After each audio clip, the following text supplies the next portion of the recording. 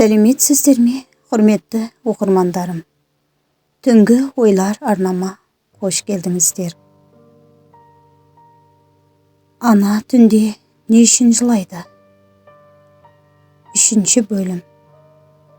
Ана жүрегінің дұғасы.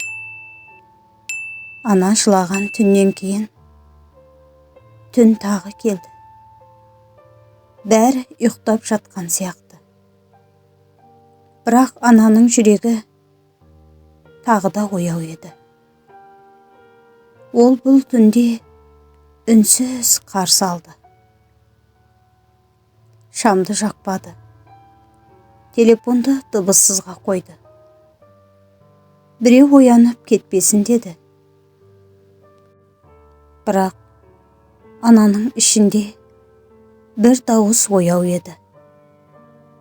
Балам қазір қалай екен? Жүрегі тыныш па екен? Ана баласының дауысын соңғы рет қашан естігенін еске түсірді. Күліп тұрғандай еді. Бірақ ана жүрегі өтірікті сезеді. Ана терезеге ұзақ қарады. Түн қараңғы. Аспанда жұлдыз аз. Сол сәтте көзінен жас шықты. Бұл әлсіздік емес еді. Бұл ана жүрегінің уайымнан шаршағаны. Ана баласы үшін жылап үйренген. Өзі ауырса, жымиып қоя салады. Ал баласы ауырса, жүрегі жылап кетеді. Жүрек ауырады. Сол түні ана жай ғана сыбырлап, «Ей Алла, баламды өзіңе тапсырдым. Мен қолымнан келгенін жасадым. Енді өзің қара. Аллаға аманат». Ол көп сөйлемеді. Ана дұғасы әрқашанда қысқа болады. Себебі ананы Алла көп сөзсіз-ақ түсінеді. Сол түні ана баласының бала кезін есіне алды. Алғашқы қадамы, алғашқы жылауы, алғашқы мама деген қай жерден қателестім екен? Деп те ойлады. Бірақ ана біледі. Ана жүрегі әдейі қателеспейді. Ол тек барын береді. Ана жылап алды да жастығына басын қойды.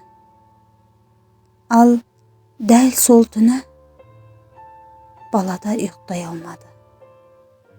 Бірақ алыста. Жүрегі қысылып тұрды. Өмір ауыр көрінді. Бірақ неге екенін өзі де түсінбеді.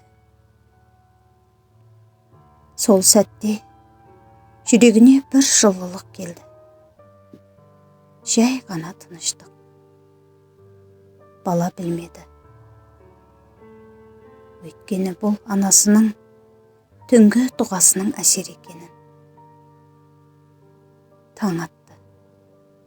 Ана тұрды. Шай қойды. Тағы да күлімдеді.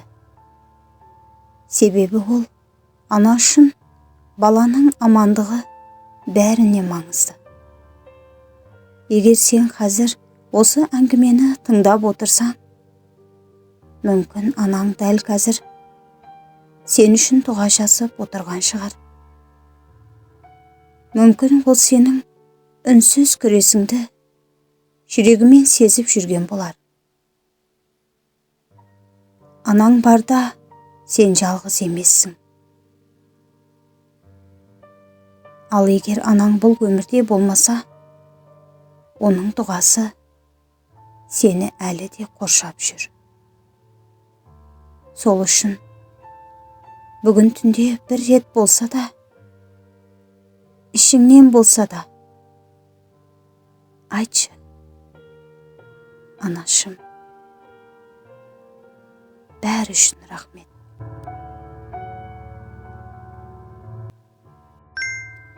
Құрметті оқырман, егер осы әңгіме жүрегіңнің бір шетін қозғаса, түнде жалғыз қалғанда осындай ойларды тағы тыңдағың келсе, арнаға тіркеліп, қоңыраушаны басып қой. Түнгі ойлар жүректен жүрекке жетсін.